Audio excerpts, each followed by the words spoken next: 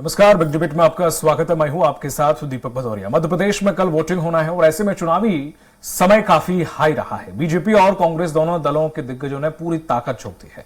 वहीं कई मुद्दों को लेकर सियासत भी देखने को मिली है। इसी पर चर्चा करने से पहले देख लेते हैं रिपोर्ट। प्रदेश में चुनाव प्रचार थम गया है। 37 दिन चला प्रचार। बंटाधार कोटा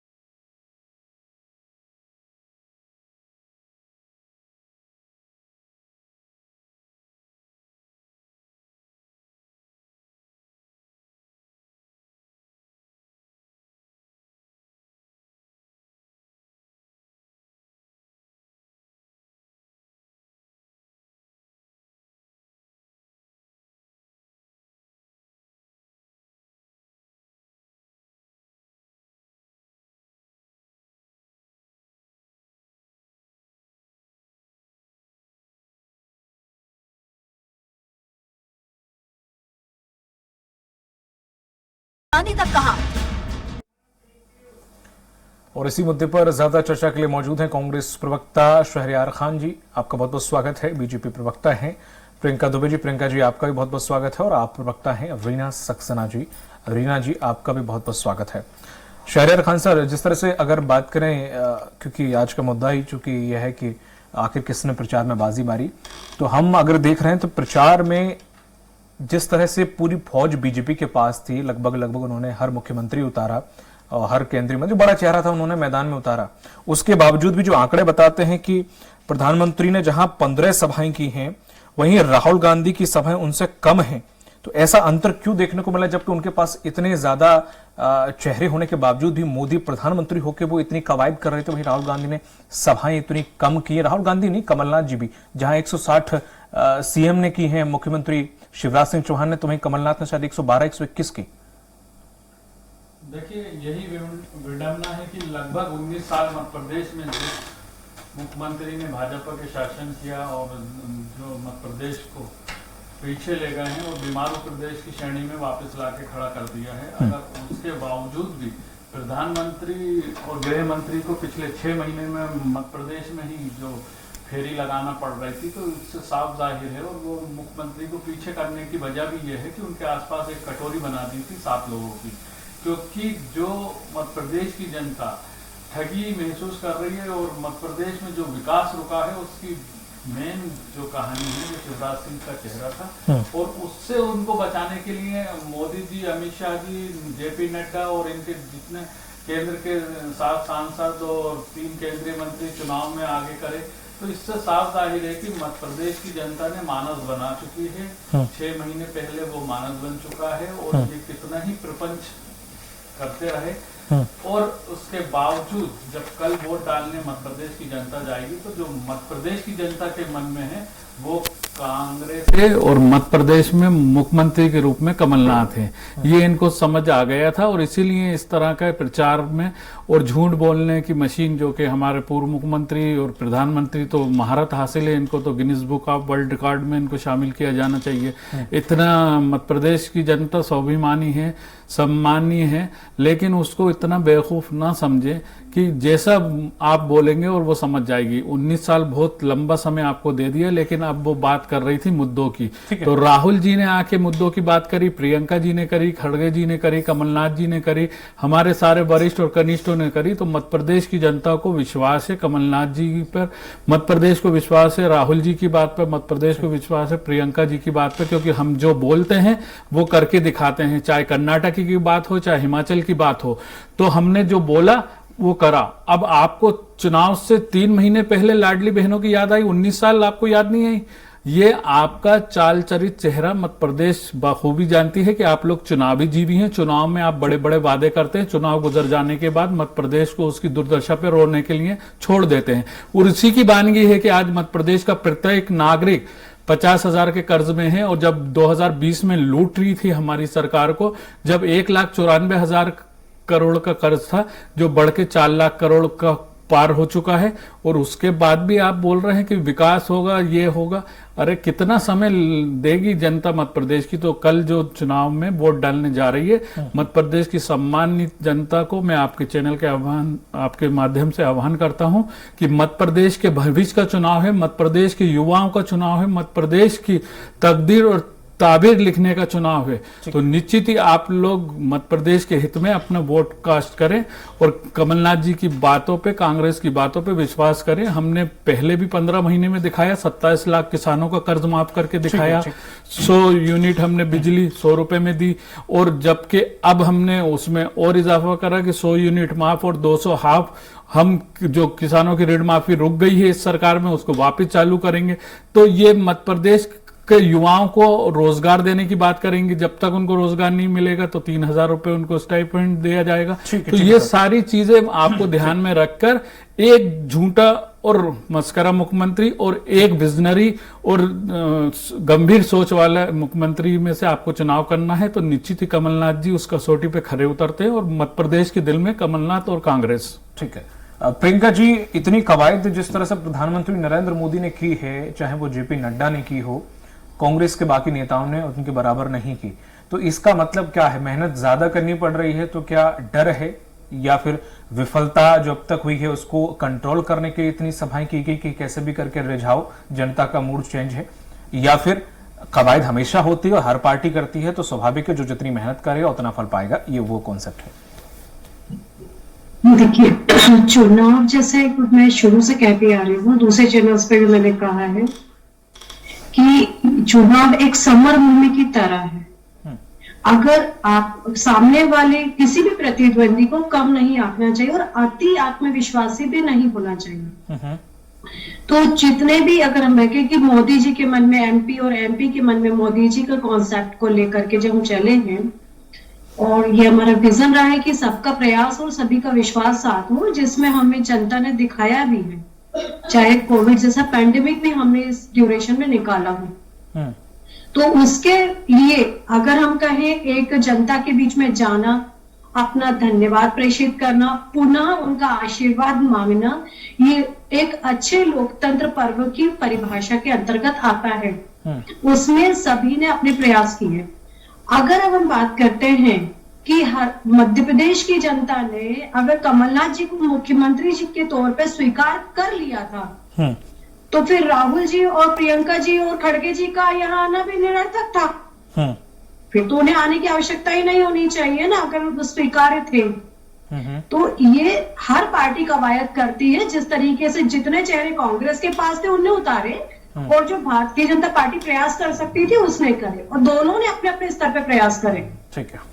परंतु जिस तरीके से बात कर रहे हैं कि कर्नाटका की अभी हमारे भाई साहब ने चर्चा करी, तो इसी के आंकड़े पे मैं इनसे चर्चा करती हूँ। इन्होंने वहां पे लेके आए थे अन्य भाग्य से बीपीएल परिवार यानी गरीबी रेखा के नीचे आने वाले परिवारों को 100 किलोग्राम चावल देने का वादा किया था।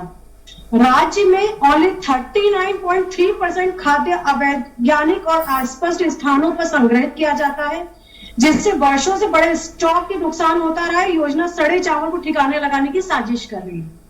दूसरा, इन्होंने गृह ज्योति के माध्यम से राज्य के बीपीएल यानी गरीबी रेखा से नीचे आने वाले परिवारों को 200 यूनिट तक मुफ्त देने की बात की थी, मुहैया वादा किया था, जो आज इतने बड़े पैमाने पे इसमें इतने फिल्टर्स इन्होंने लगा दिए हैं कि जरूरतमंद लोग ही इससे आज बाहर हो चुके हैं।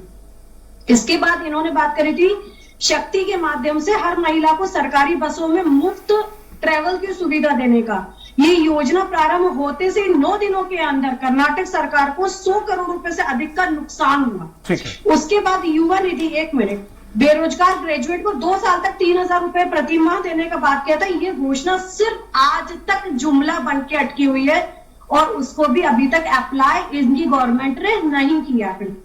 इसके बाद गृह लक्ष्मी के माध्यम से इन्होंने महिलाओं के घर घर महिला के प्रमुख को 2,000 रुपए मासिक भत्ता देने की बात करी थी। वो भी सिर्फ जुमला बन के रह गया। प्रियंका जी, अब जैसे आप ये उठाएंगी तो फिर अभी वो भी उठाएंगे, फिर 4 बातें वो भी बताएंगे, मुद्दा भटक जाएगा और ये योजनाओं पे बहस होने लग जाएगी और वास्तविक स्थिति अभी किसी को नहीं पता। मैं वही कह रही हूँ कि कथनी करने का भेद इन्होंने अपने किसी भी स्टेट पे खत्म नहीं कर पाए। अगर अपने छत्तीसगढ़ की बात करते हैं तो 129 करोड़ रुपए का। अरे मैडम, मध्य प्रदेश पे बात कर लीजिए, इधर उधर की मैं आपको सुना देता हूँ। आपका चाल चरित चेहरा यह है कि 19 साल से मुख्यमंत्री बने हुए शिवराज सिंह चौहान ने मध्य प्रदेश को क्या बना दिया है? क्या फ्रीबीज बांटने का स्टेट बना दिया है? मैं अभी मंडला में था, आपको बताऊं, आप अनाज की बात कर रही थी, जो जानवर ना खा पाए वो 6 बार। से सुन लीजिए। अरे आपका हो गया, आपका प्रवचन हो गया, आप जवाब ले लीजिए, आप जवाब ले लीजिए। सच्चाई बताता हूँ, 7 बार का केंद्रीय मंत्री, 7 बार का सांसद और 3 बार का केंद्रीय मंत्री फग्गन सिंह कुलस्ते के गृह ग्राम की बताता हूँ आपको। उनका भाई वहां से 3 बार विधायक था। बरबटी जगह है जो इनका गृह ग्राम में आती है, खिन्ना रपटा में, वहां पर आप जानवर ना खाएं वो राशन बांट रहे हैं। मैंने वो मीडिया को ले जाके दिखाया था। आप अपनी सच्चाई को स्वीकार कर लें। जो भ्रष्टाचार खाद्यान्न में हो रहा है वो किसी से छुपा नहीं है मध्य प्रदेश में। वहां पर यूपी के लोगों को लाके वो खाद्यान्न बेचा जाता है और मध्य प्रदेश का निवाला छीना जाता है। आपने नौनिहालों को भी निवाला छीनने का काम करा है। आप किस और बात करेंगी? आपको कांग्रेस फोबिया हो गया है क्योंकि 3 तारीख को कांग्रेस आ रही है, तो आपको और मोदी जी को, शिवराज जी को सपने में भी राहुल गांधी और कमलनाथ याद आते हैं। आना चाहिए क्योंकि हम विपक्ष हैं और विपक्ष की ड्यूटी है कि मध्य प्रदेश की सम्मानित जनता का मुद्दे को हम उठाएं, ये हमारा दायित्व है। और ये ऐसी झूठी पाखंडी केंद्र की सरकार और प्रदेश की सरकार को मध्य प्रदेश नहीं करेगा स्वीकार। कल तय हो जाएगा कि आपकी रवानगी तय हो चुकी है मध्य प्रदेश से। शहरयार खान जी, 32,000 घोषणाएं पिलाई है मध्य प्रदेश को शिवराज सिंह चौहान ने। किस और बात करेंगे, किस मुंह से बात करेंगे? एक झूठा मुख्यमंत्री और एक विजनरी मुख्यमंत्री में क्या अंतर है, ये आपको पता नहीं चला कि 2018 में? प्लीज, अरे आप लोग प्रवक्ता हैं, मैं प्रवक्ता नहीं हूं, मेरा गला उतना ही। प्लीज निवेदन है, किसी और का भी चांस आने दीजिए प्लीज। जी धन्यवाद आप दोनों लोगों का कि आप लोगों ने शांत हुए। रीना जी, जो कि आप प्रवक्ता हैं, रीना जी, जिस तरह से दोनों ही पार्टियों ने बड़ा दमखम लगाया, अरविंद केजरीवाल ने भी कोई कसर नहीं छोड़ी। 70 सीटों पर जिस तरह से बात उतारे हैं प्रत्याशी, उस हिसाब से 7 के तकरीबन मान साहब ने भी कर लिए हैं और करीब 4 से 5 सभाएं अरविंद केजरीवाल ने भी करी। हो सकता है 1-2 आगे पीछे भी हों। तो जिस तरह से बाकी दोनों पार्टियों ने पूरी ताकत जो की और सब कुछ किया, सब चाहे वो कोई से नेता हो चाहे बड़े बड़े नेता हो, वहां अरविंद केजरीवाल और मान सिंह आपको लगता है 70 सीटों पर पूरा मामला संभाल लेंगे? बिल्कुल, क्योंकि अरविंद केजरीवाल जी काम की बात करते हैं। आज 10 साल में उन्होंने जनता को, देश की जनता को दिखा दिया है कि हम काम करते हैं और जनहित के काम करते हैं। सिर्फ चुनावी घोषणाएं नहीं, आज 10 साल में जो उन्होंने जनता को सुविधाएं देनी थी, चाहे वो शिक्षा का स्तर हो, चाहे वो स्वास्थ्य का स्तर हो, चाहे वो बिजली का, आप बिजली का बिल ही की बात कर लीजिए। मध्य प्रदेश में लूट मची हुई है। झुग्गी बस्ती में चले जाइए तो 25-25 हजार, 50-50 हजार के बिल आ रहे हैं और इनके शिवराज रोज कहते हैं मामा बनके कि 100 रुपए बिजली मुफ्त है या बिजली नहीं है, अब बिल नहीं देना है गरीबों को। जब वो बेचारे गरीब झुग्गी बस्ती वाले बिजली का बिल जमा करने जाते हैं तो वहां बिजली विभाग में ऐसी कोई भी दिशा निर्देश नहीं होते हैं। तो ये पिछले 18-19 साल से मध्य प्रदेश की जनता को सिवाय मूर्ख बनाने के और कोई काम नहीं कर रहे हैं। ठीक है। पीने का पानी ऐसा दे रहे हैं जिसमें इतना गंदा पानी होता है, बदबूदार पानी, पीला पीला पानी, कि जिसको पी के कितने लोग बीमार हो गए और कितनी बीमारियां लग गई हैं बच्चों को या बुजुर्गों को या सबको। सुरक्षा की बात करें तो महिलाएं पूरी तरीके से असुरक्षित हैं इनके राज्य में। इन्हीं के खुद के कार्यकर्ता छेड़छाड़, बलात्कार, महिलाओं के साथ उत्पीड़न के मामले में इन्वॉल्वमेंट के मंत्री तक की बहू ने आत्महत्या कर ली थी, जग जाहिर है। रामपाल जी, हम बात ज्यादा दूर नहीं ले जाते हैं। अच्छा, अब अगर युवाओं की बात करें तो मध्य प्रदेश के युवाओं का भविष्य शिवराज सरकार ने पूरी तरीके से डुबो दिया है। आप सोचिए, मध्य प्रदेश शर्मसार है इस बात पर कि व्यापम एक घोटाला हुआ शिवराज के नेतृत्व में, भारतीय जनता पार्टी के नेतृत्व में, जिसमें 69 लोगों की मौत तक हो गई, मगर सीबीआई ईडी गायब।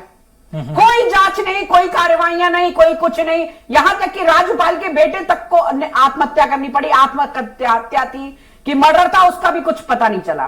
ठीक है।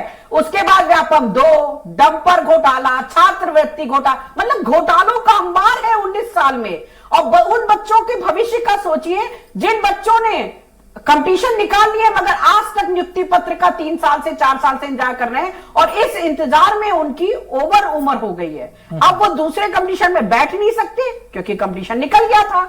उन्हें लगा कि अब तो हमें नौकरी मिल जाएगी सरकारी। उसका नतीजा क्या हुआ कि उन्हें वो नहीं मिला। दूसरी बार उन्हें पटवारी घोटाला, आप मतलब और सब तो छोड़ दीजिए, गर्भवती महिलाओं और छोटे छोटे बच्चों के लिए जो पोषण आहार आता है वो तक ये मामा खा गया। 110 करोड़ का घोटाला है जो कि सिर्फ 7 जिलों में प्रमाणित है सीएजी द्वारा, मगर सीबीआई ईडी उसमें चुप है। उन्हें पता ही नहीं है कि हम क्या करना है क्या नहीं उनके पास, क्योंकि अभी मोदी जी का कोई दिशा निर्देश आया नहीं है। तो मध्य प्रदेश 19 साल से सिवाय घोटालों के मध्य प्रदेश की जनता ने और कुछ नहीं सहा। रोज नारियल फोड़े जाते हैं, रोज भूमि पूजन होते हैं, रोज कार्रवाइयां होती हैं, मगर आज भी आप पार्कों की, भोपाल जिले के अगर अच्छी कॉलोनियों में चले जाइए तो भी पार्कों की व्यवस्था आपको देख के दुख होगा। पार्कों में भी टहलने के लिए पाथ नहीं है, जिम्नेजियम नहीं बने। ये भोपाल की बात कर रही हो, आप पूरे प्रदेश में तो भूल ही जाइए कि इस तरीके की कोई पार्क अच्छी प्रणाली होगी। स्वास्थ्य की व्यवस्था ऐसी कि रोज ही आती कि खटिया में लेके हम लोगों को लेके जा रहे रास्ते में, या तो बच्चा हो गया या पेशेंट मर गया। तो ये व्यवस्थाएं हैं। 19 साल में सरकार ने ये दिया है मध्य प्रदेश की जनता को। भ्रष्टाचार का मुद्दा जैसे आपने उठाया, मुझे शायद ऐसा कुछ याद है कि भ्रष्टाचार के कुछ मंत्री भी जेल में आपके। नहीं, हमारे मंत्री जो जेल में है उसको ना तो सीबीआई और ना ही ईडी आज तक प्रूफ कर पाई है। 1.5 साल से उन्होंने बंद कर रखा है। क्यों? क्योंकि वो हमारे मंत्रियों ने विदेश तक में, दिल्ली तक का नाम कर दिया है। आप ये सोचिए, शिक्षा प्रणाली के लिए जिसको गुरु कहा जाता है, जिसको अवार्ड देना चाहिए था, भारत रत्न देना चाहिए था, आज बहुत शर्म की बात है कि गरीबों के बच्चों को अच्छी शिक्षा देने वाले एक शिक्षा नेता को, शिक्षक नेता को उन्होंने झूठे आरोपों में जेल में बंद कर दिया, जिस वजह से रोज सुप्रीम कोर्ट से डांट पड़ रही है। कोई प्रमाण नहीं है, कोई प्रमाण, एक सुई भी प्रमाण में नहीं कर पाए, एक राई की दाना तक भी प्रमाण नहीं कर पाए। तो वो तो आप और नहीं आप दोनों ही तय नहीं करेंगे, वो तो कोर्ट तय करेंगे। कोर्ट तय कर तो रहा है, और क्या नहीं।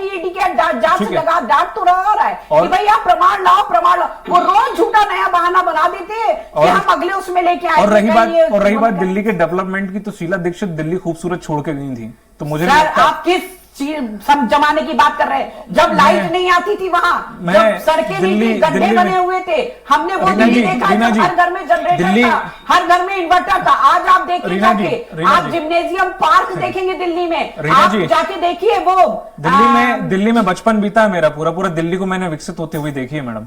तो ऐसा नहीं है कि आपके बाद दिल्ली बहुत खूबसूरत हो गई। हाँ, कुछ चीजें आपने बेहतर की हैं। अब हमारे पास म्युनिसिपल कॉर्पोरेशन भी आ गया है, अब हमारे पास एमसीडी है। अब आप देखिएगा दिल्ली और अच्छा हो रहा है दिन प्रतिदिन। ये भारतीय जनता पार्टी के पास नगर निगम होने की वजह से गंदगी का अंबार था, वो गंदगी का अंबार भी दूर हो रहा है। धीरे धीरे नित्य प्रतिदिन सफाइयां हो रही है, काम हो रहे हैं। आप शिक्षा और स्वास्थ्य में देखिए ना कितना बड़ा तब्दीली की है। ठीक है शहरयार खान जी, जिस तरह से बात थोड़ा मुद्दे पे आ जाते हैं कि जिस तरह से जो सभाओं की हम बात कर रहे थे, रोड शो की बात कर रहे थे हम प्रचार की बात कर रहे थे, जिस तरह से अगर प्रचार इसका प्रतीक है कि मेहनत आपने नहीं की, आपने घोटाला किया, जनता से रोष में है, या आपने बहुत गड़बड़ झाला किया है, इस वजह से आप इतनी सभाएं ले रहे हैं और जनता को साधने की कोशिश कर रहे हैं, इसलिए पूरी फौज आपने उतार दी।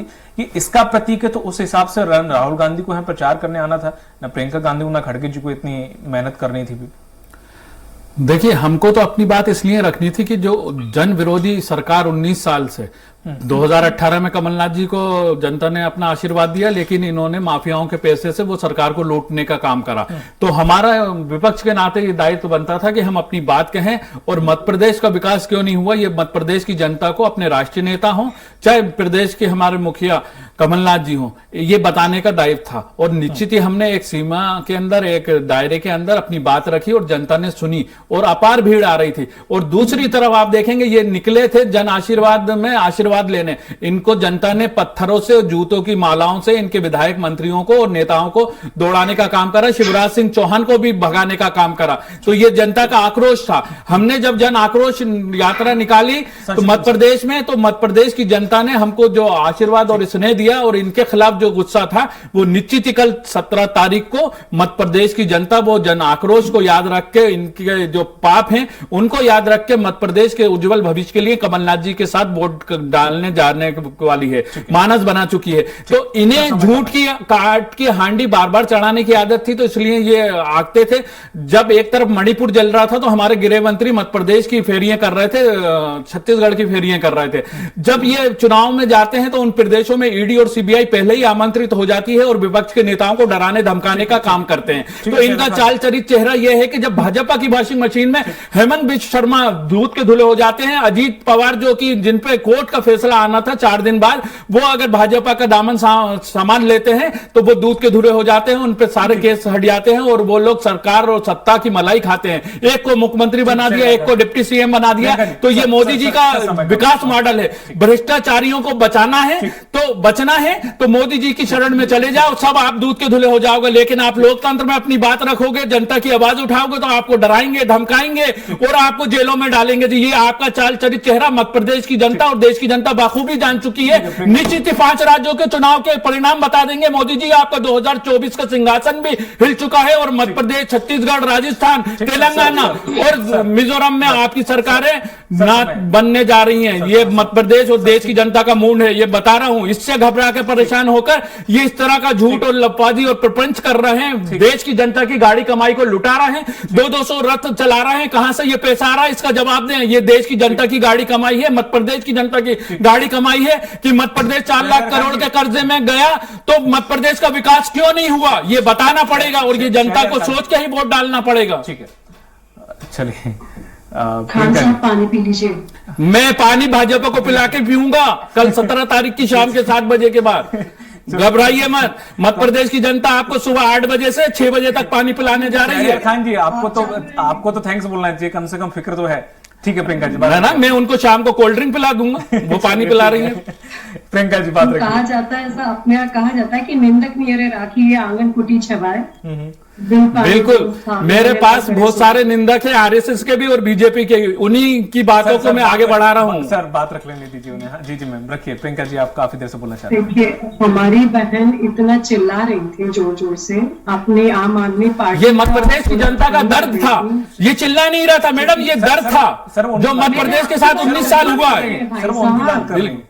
आपके दर्द होगा नहीं, क्योंकि आप लोग ने तो लूट खसोट करी है, मध्य प्रदेश की जनता को दर्द दिया है, तो जो दर्द देते हैं उनको दर्द कहाँ होता है।